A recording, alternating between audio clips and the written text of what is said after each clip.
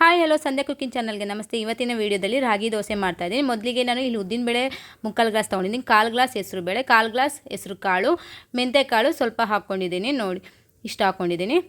ನೀಟೆಲ್ಲ ನೆನೆಸಿಟ್ಟು ಬೆಳಗ್ಗೆ ಮಾಡ್ತಾಯಿದ್ದೀನಿ. ರುಬ್ಬಿಟ್ಟು ಇನ್ಸ್ಟೆಂಟಾಗಿ ಬೇಗನೆ ಮಾಡ್ಕೊಬೋದು. ಹಸಿಟ್ಟು ಕಲಿಸ್ಬಿಟ್ಟು ಬೇಳೆ ಎಲ್ಲ ನೆನೆಸಿಕ್ಕಿದ್ವೆಲ್ಲ ಕಲಸಿ 2 ಕಪ್ ಆಗೋಷ್ಟು ರಾಗಿ ಹಿಟ್ಟು ಹಾಕ್ಕೊತಾ ಇದ್ದೀನಿ. ಉಪ್ಪು ಹಾಕ್ಕೊತಾ ಇದ್ದೀನಿ. ದೋಸೆ ಕನ್ಸಿಸ್ಟೆಂಟ್ಗೆ ಗಂಟು ಇಲ್ದಂಗೆ ಕಲಿಸ್ಕೊಂಡು ಇಟ್ಕೊಂಡಿದ್ದೀನಿ. ನೋಡಿ ಈ ಕನ್ಸಿಸ್ಟೆಂಟ್ ಇದ್ದರೆ ಸಾಕು. ಹೆಂಚಿಗೆ ಎಣ್ಣೆ ಕ್ಲೀನಾಗಿ ಹಚ್ಕೊತಾ ಇದ್ದೀನಿ.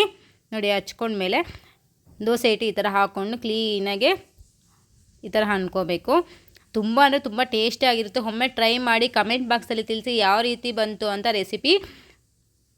ನೋಡಿ ಈ ಥರ ತುಪ್ಪ ಆದರೂ ಹಾಕ್ಕೋಬೋದು, ಎಣ್ಣೆ ಆದರೂ ಹಾಕ್ಕೋಬೋದು. ನಾನು ಎಣ್ಣೆ ಹಾಕ್ಕೊತಾ ಇದ್ದೀನಿ. ಪ್ಲೇಟ್ ಮುಚ್ಚಿ ಬೇಯಿಸೋದ್ರಿಂದ ಗ್ಯಾಸ್ ಕೂಡ ಸೇವ್ ಆಗುತ್ತೆ. ಇದೊಂದು ಟಿಪ್ಪು. ಯಾಕಂದರೆ ಬೇಗನೆ ಬೇಯುತ್ತೆ ಕ್ಲೀನಾಗೆ. ಒಂದು ಸೈಡು ಬೇಯಿಸ್ಕೊಂಡ್ರೂ ಪರವಾಗಿಲ್ಲ. ನಾನು 2 ಸೈಡ್ ಬೇಯಿಸ್ಕೊತಾ ಇದ್ದೀನಿ. ನೋಡಿ ಈ ಥರ ಸಾಫ್ಟಾಗಿದೆ, ತುಂಬಾ ಚೆನ್ನಾಗಿರುತ್ತೆ. ಒಮ್ಮೆ ಟ್ರೈ ಮಾಡಿ ಹೇಗಿದೆ ಅಂತ ಕಮೆಂಟ್ ಬಾಕ್ಸಲ್ಲಿ ತಿಳಿಸಿ. ನಾನು ಇದಕ್ಕೆ ತೊಂಡೆಕಾಯಿ ಪಲ್ಯ ಮಾಡಿದ್ದೆ. ನೀವು ಬೇಕಾದ್ರೆ ಚಟ್ನಿ, ಟೊಮೊಟೊ ಚಟ್ನಿ ಸಖತ್ತಾಗಿರುತ್ತೆ. ಒಮ್ಮೆ ಟ್ರೈ ಮಾಡಿ. ಚಟ್ನಿಗೆ ಎಲ್ಲದಕ್ಕೂ ಕಾಂಬಿನೇಷನ್, ಬೆಸ್ಟ್ ಕಾಂಬಿನೇಷನ್ ಅಂತಲೇ ಹೇಳ್ಬೋದು. ತುಂಬ ತೊಂಡೆಕಾಯಿ ಪಲ್ಯಗಂತೂ ತುಂಬಾ ಚೆನ್ನಾಗಿರುತ್ತೆ. ಒಮ್ಮೆ ಟ್ರೈ ಮಾಡಿ ಹೇಗಿದೆ ಅಂತ ಕಮೆಂಟ್ ಬಾಕ್ಸಲ್ಲಿ ತಿಳಿಸಿ ಮರಿಬೇಡಿ. ಬಾಯ್ ಬಾಯ್.